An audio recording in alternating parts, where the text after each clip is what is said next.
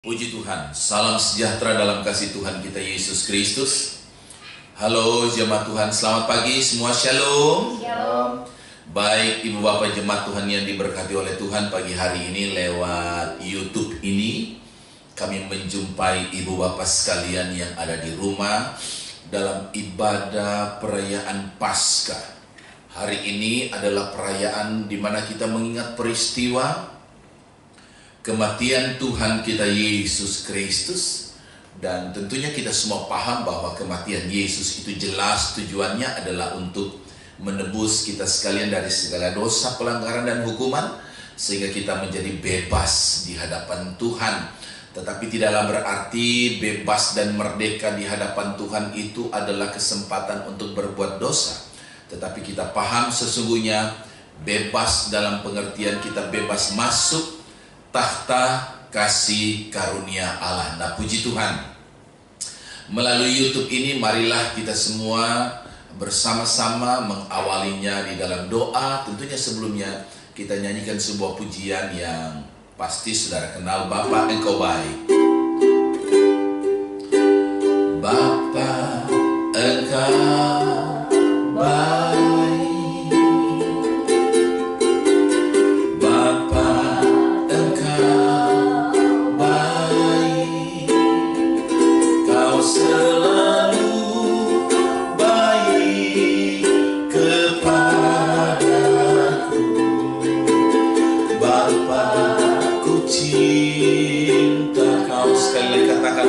Engkau baik, Bapa Engkau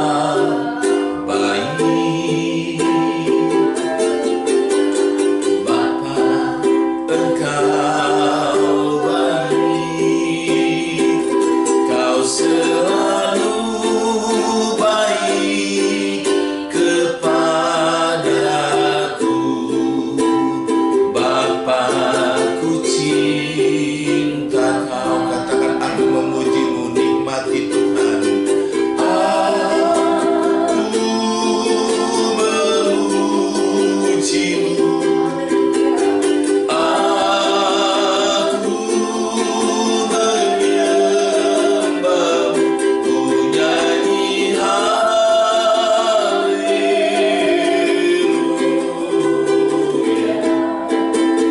Bapakku cinta Kau, refnya sekali lagi aku memujimu, aku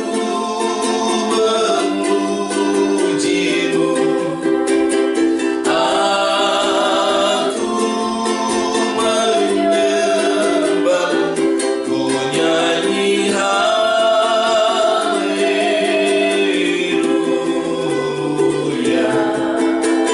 Bapakku cinta Kau. Mari kita berdoa bersama-sama. Bapa, di dalam nama Tuhan Yesus Kristus, pagi hari ini lewat YouTube ini kami datang berkunjung ke setiap keluarga jemaat Tuhan, keluarga besar CWM Ministry Gereja Pantekosta di Indonesia Priuk Jaya. Kami memohonkan Tuhan, hadirlah Engkau di setiap ibadah keluarga, di rumah tangga kami masing-masing. Hadirlah Engkau menjamah dan memenuhi hati kami semua. Hadirlah Engkau untuk memberikan damai dan sejahtera serta sukacitamu. Dan kami yakin kalau Engkau hadir ada di rumah kami, Tuhan, haleluya, maka segala hal yang berkenan dengan perasaan dan apa yang kami pikirkan dapat diatasi oleh Tuhan. Terima kasih Tuhan. Kami mohonkan Engkau hadir sekali lagi dalam ibadah kami, dan ibadah ini kami tabiskan di dalam nama Tuhan Yesus Kristus. Haleluya, amin. Puji Tuhan.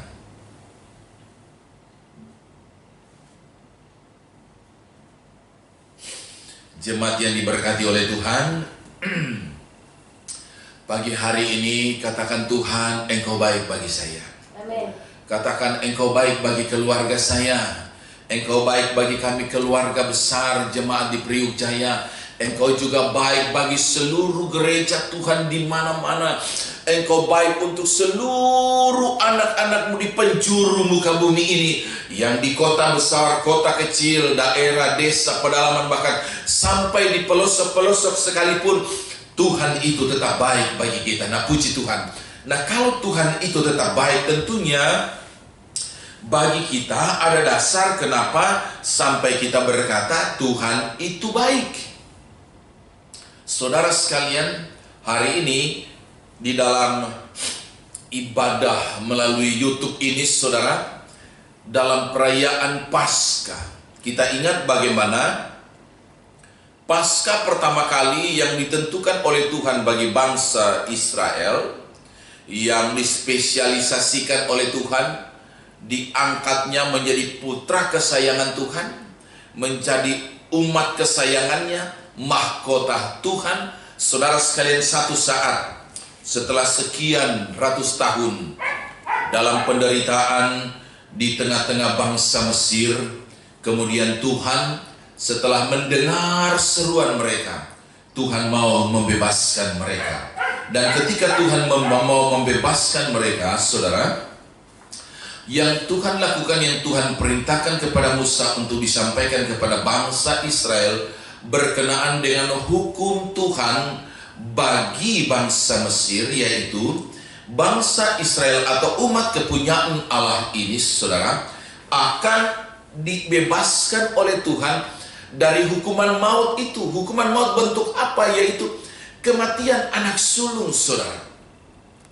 Dan kita tahu kisah itu, kematian anak sulung. Saudara bayangkan, kalau kita berpikir kematian anak sulung dalam satu keluarga inti saja, itu misalnya masyarakat pada zaman itu mempunyai 10 anak, satu saja yang meninggal, yaitu anak sulung. Tetapi saudara ketahuilah, saudara, pada waktu itu usia dari masyarakat pada umumnya itu sampai 100-an tahun. Jadi saudara, kalau dia sudah sampai cucunya sudah menikah, opa punya anak 10, mati anak sulungnya. Lalu saudara, 10 anaknya itu sudah menikah, masing-masing anak sulungnya meninggal, 11 saudara. Lalu 10 anak ini yang sudah punya anak masing-masing, entah berapa, kalau toh juga rata-rata 5 saudara, 10 tambah 5 kali 10 saudara, sudah jadi berapa saudara? 61. Nah, kalau 61 ini saudara, masing-masing mereka juga sudah punya anak. Jadi saudara lihat, dari satu keluarga besar saja berapa banyak yang meninggal. Tapi puji Tuhan, umat Tuhan tidak mengalami hal itu. Kenapa? Karena jelas firman Allah berkata, di ambang pintu mereka ada tanda darah, saudara sekalian. Dan memang kelahiran Yesus, tujuan dia datang ke dalam dunia jelas untuk mati bagi saudara dan saya. Dan itulah yang kita rayakan hari ini, Paskah bagi umat Tuhan. Hukuman dilewatkan, tidak ada lagi hukuman bagi kita. Dan memang firman Allah berkata, siapa yang ada dalam Kristus, tidak ada lagi penghukuman baginya. Betapa luar biasa saudara. Banggalah, bersukacitalah, bersenanglah karena engkau ada di dalam Yesus Kristus. Nah, ibu bapak jemaat Tuhan yang dikasihi oleh Tuhan, sekali lagi kami keluarga hamba Tuhan mengucapkan selamat merayakan Paskah. Untuk itu saudara sekalian, mari kita bersama-sama tundukkan kepala sejenak untuk kita berdoa sebelum kita membaca firman. Bapa, dalam nama Yesus, kami bersyukur sebab hari ini kami dapat merayakan Paskah. Kami bersyukur Tuhan, sekalipun dalam keadaan yang berjauhan, berbeda tempat Tuhan Yesus, berbeda ruang, tapi kami yakin Tuhan, Engkau hadir bersama-sama dengan kami. Engkau hadirat-Mu hadir di tengah-tengah ibadah di tempat kami, dan Engkau juga hadir di tengah-tengah jemaat Tuhan. Jamalah setiap hati kami Tuhan, berkati kami, sungguh-sungguh kami mau menikmati Engkau. Terima kasih banyak Tuhan Yesus, terima kasih banyak. Kami bersyukur kami menikmati berkat Tuhan ini. Di dalam nama Tuhan Yesus Kristus kami sambut firman-Mu. Haleluya. Amin. Puji Tuhan. Haleluya. Jemaat yang diberkati oleh Tuhan, pertama-tama kita mau membuka 1 Petrus pasal 1. Kita mau lihat dulu di sana beberapa ayat, saudaranya. Mari kita melihat tujuan Kristus itu adalah 1 Petrus 1 ayat 18. Mulai, saudara, kita akan baca bersama-sama ayat 18 mulai. Dia berkata begini, 1 Petrus 1 ayat 18. Sebab kamu tahu bahwa kamu telah ditebus dari cara hidupmu yang sia-sia, yang kamu warisi dari nenek moyangmu itu, bukan dengan barang yang fana, bukan pula dengan perak atau emas. Ayat 19, melainkan dengan darah yang mahal, yaitu darah Kristus, yang sama seperti darah anak domba yang tak bernoda dan tak bercacat. Saudara sekalian, darah Yesus Kristus itu digambarkan, saudara, sudah pasti darah Kristus itu jauh lebih mulia, jauh lebih bernilai, saudara, ketimbang darah domba, saudara ya. Tetapi untuk mengangkat pemahaman gereja Tuhan, diangkatlah sebuah ayat yang menyatakan atau menjelaskan seperti anak domba yang tidak bercacat.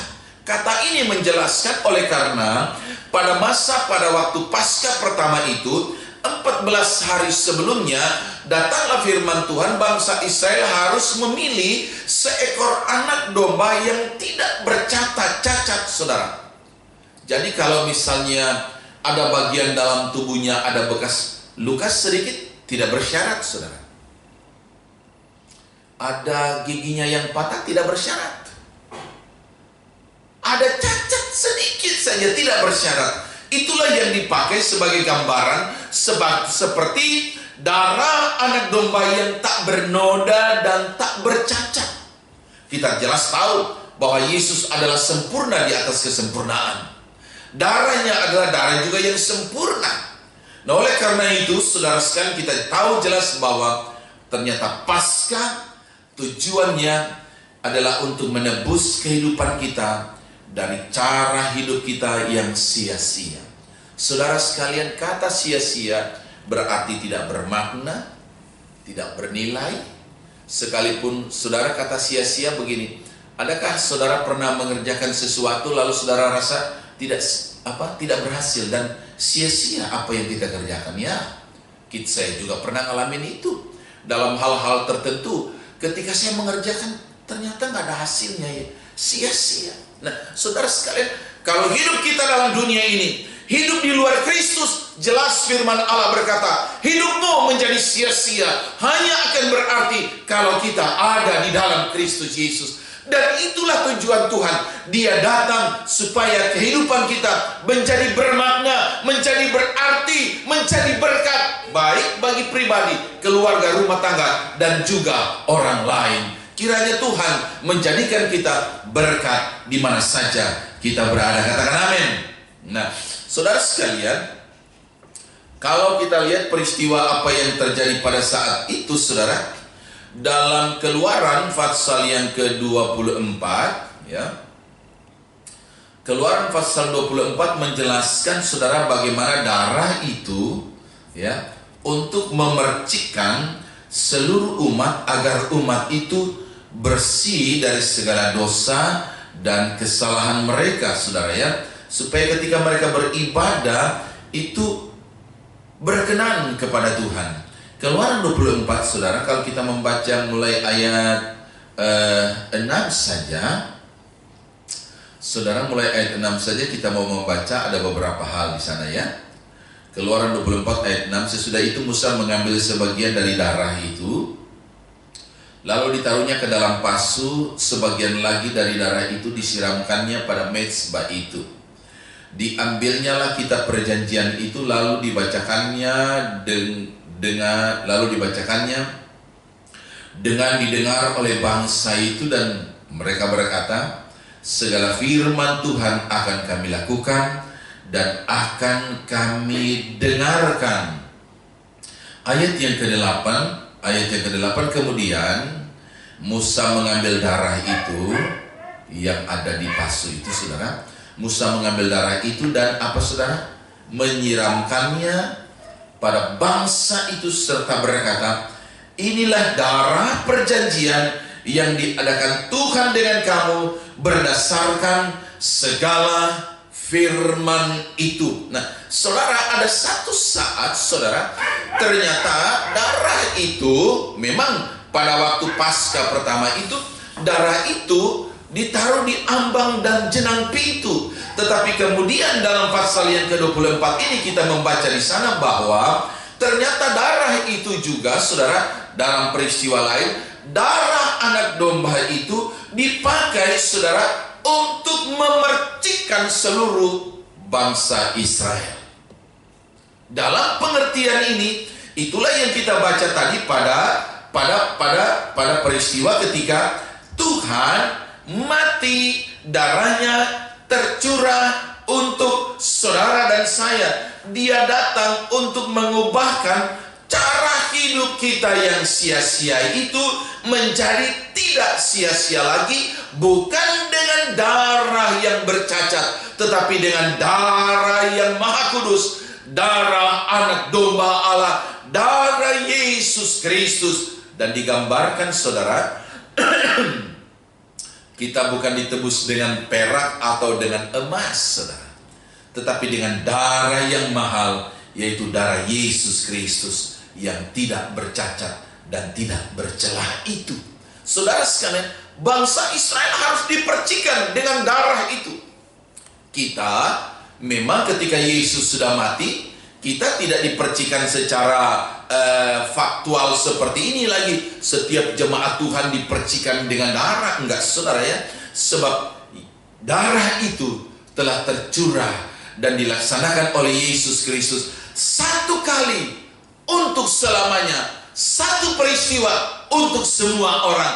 Bahkan bagi keluarga dan kaum tetangga kita yang belum percaya, saudara sekalian, darah itu sudah tercurah bagi mereka. Ketika mereka percaya, samalah mereka dengan kita. Nggak ada bedanya, saudara. Dan itulah kasih Allah yang besar. Nah, dalam Ibrani 9, saudara, kitab Ibrani pasal yang ke-9, kita akan membaca beberapa ayat ya. Apa yang terjadi, yang dilakukan oleh Musa tadi bagi bangsa Israel, darah yang ada itu disiramkan untuk bangsa itu sehingga mereka menjadi suci, kudus. Mari kita baca apa yang dituliskan oleh Ibrani pasal 9 ayat 13 mulai. Ibrani pasal 9 ayat 13. Sebab jika darah domba jantan dan darah lembu jantan dan percikan abu lembu muda menguduskan mereka yang najis, perhatikan, sehingga mereka disucikan secara lahiriah. Itulah yang dilakukan, itulah yang dilakukan oleh Musa dan yang dialami oleh bangsa Israel. Darah domba jantan dan darah lembu jantan itu, dan kemudian dipercikan kepada mereka semua, dan mereka menjadi dari najis, mereka menjadi dikuduskan. Ayat 14, betapa lebihnya darah Kristus yang oleh roh yang kekal telah mempersembahkan dirinya sendiri, bukan dibawa oleh Nabi Musa, bukan dibawa oleh siapa-siapa, bukan dibawa oleh gembala, saudara, bukan dibawa oleh pendeta besar, bukan dibawa oleh pemimpin organisasi, tetapi dibawa oleh Yesus Kristus sendiri. Dan darah itu telah dipersembahkan sebagai persembahan yang tak bercacat, akan menyucikan apa, saudara? Bukan hanya tubuh jasmani, tetapi menyucikan hati nurani kita dari apa, saudara? Yang disebut dengan hidup yang sia-sia tadi, dari perbuatan-perbuatan yang sia-sia. supaya kita dapat beribadah kepada Allah yang hidup. Katakan amin. Dia telah mengubahkan kita. Oleh apa? Oleh darahnya sendiri. Siapa yang melakukan? Dia sendiri yang melakukan bagi kita. Wow, keren banget saudara.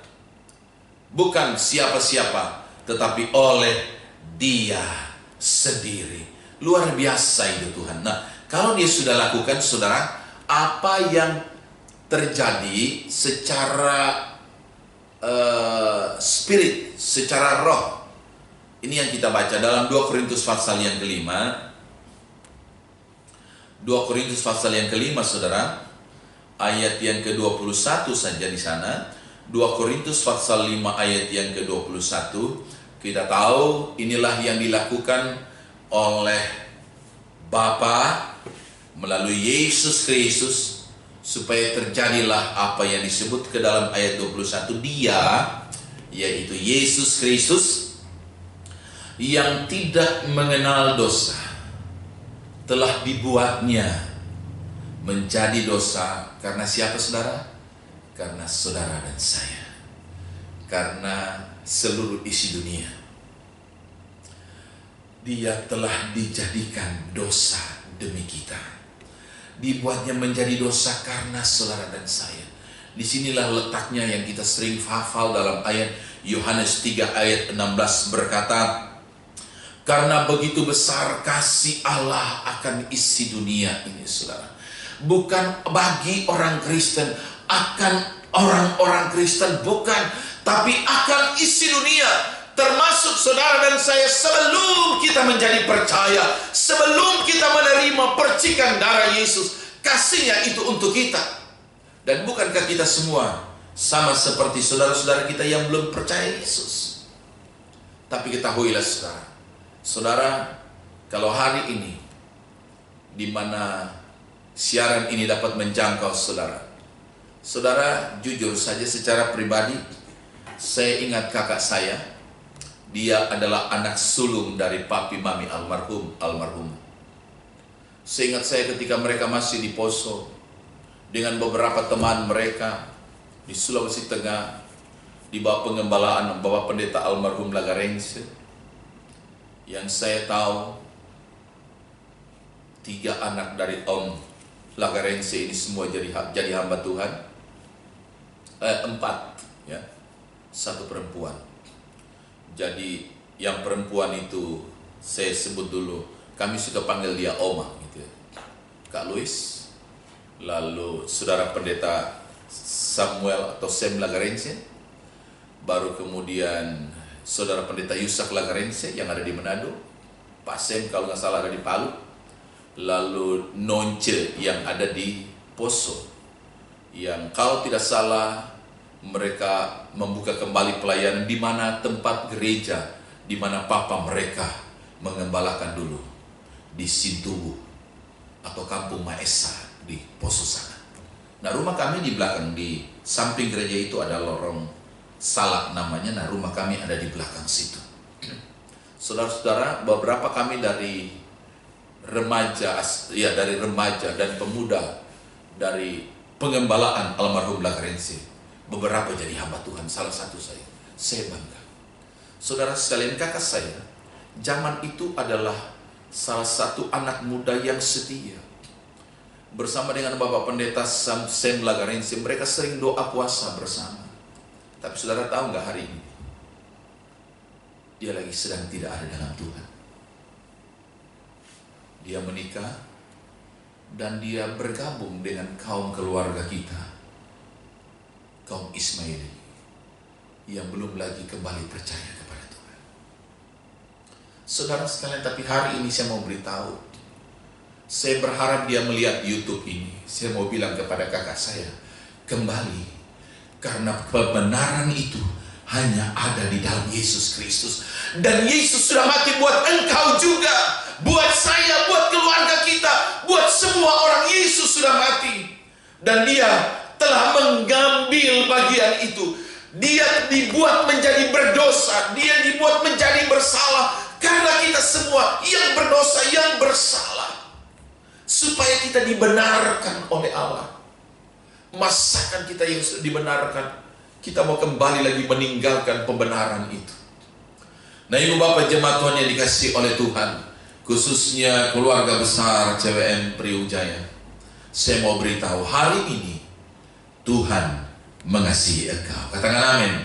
Hari ini Tuhan mengasihi kita semua. Hari ini Tuhan mencintai saudara dan saya. Nah, oleh karenanya kita patut berbangga, kita patut bersyukur, karena ternyata Tuhan itu begitu baik bagi kita. Amin, Ibu Bapak. Nah, kita segera akan menerima perjamuan suci. Kita akan berdiri bersama-sama, dan jemaat Tuhan di rumah, tentunya saudara telah mempersiapkan sebagaimana arahan kami, ya, untuk mempersiapkan perjamuan suci yang kami sudah bagikan, ya.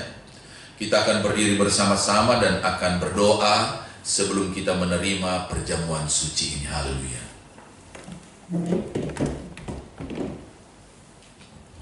Kita nyanyi satu pujian, sungguh heran darahnya Yesus. Sungguh heran darahnya Yesus. Sungguh heran darahnya Yesus. Kuasa iblis dihancurkan olehnya. Sungguh heran darahnya Yesus. Sungguh heran darahnya Yesus. Oh, sungguh heran darahnya Yesus. Kuasa iblis dihancurkan olehnya. Sungguh heran darahnya Yesus. Kita berdoa. Bapa, di dalam nama Tuhan Yesus Kristus, kami bersyukur karena Engkau yang tidak pernah mengenal dosa telah dibuat menjadi dosa karena kami, supaya kami dibenarkan di dalam Engkau, ya Bapa. Terima kasih Tuhan, terima kasih oleh pembenaran-Mu bagi kami, yang seharusnya kami dihukum mati karena dosa kami, tetapi di dalam Engkau kami dibenarkan. Bapa, di dalam nama Yesus, dari tempat ini kami mau menjangkau jemaat Tuhan, keluarga besar jemaat di Priuk Jaya ini. Bapa, di dalam nama Yesus, kami telah bersedia untuk menerima perjamuan suci, tubuh dan darah-Mu. Sebelum kami menerima di tangan kami masing-masing, hamba-Mu berdoa, berkatilah roti dan air anggur ini. Kiranya kuasa Tuhan ada di atas roti dan air anggur ini, juga yang ada di rumah jemaat Tuhan. Roti dan air anggur diberkati oleh Tuhan, sehingga ketika kami menerimanya, firman-Mu berkata, oleh bilur-bilur-Mu segala penyakit kami sudah sembuh. Maka jika ada yang sakit, sembuhlah di dalam nama Tuhan Yesus Kristus. Yang lemah dikuatkan, dan kami dipertetapkan, diteguhkan iman kami. Dan kami mau terima perjamuan Tuhan ini, perjamuan suci ini, roti dan air anggur yang adalah tubuh dan darah-Mu, di dalam nama Tuhan Yesus Kristus. Haleluya. Amin. Nah, Ibu Bapak jemaat Tuhan yang di rumah, dipimpin oleh Bapak keluarga, dapat membagikan roti dan air anggur, dan anggota keluarga dapat menerimanya. Kami mau melakukan juga di sini. Mari. Terimalah tubuh dan darah Yesus. Terimalah tubuh dan darah Yesus. Puji Tuhan.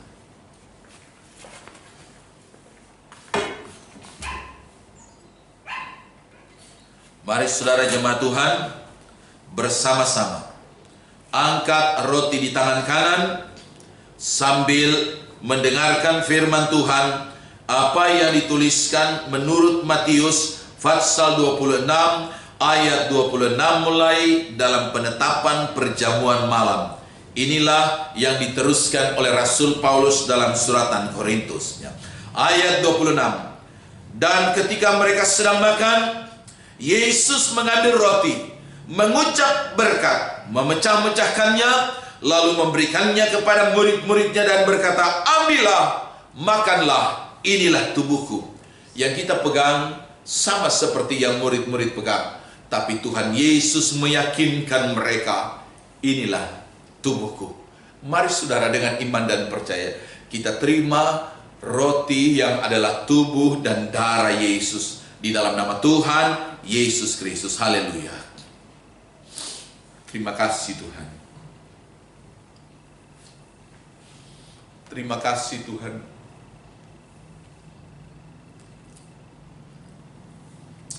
Terima kasih Tuhan. Terima kasih Tuhan. Terima kasih.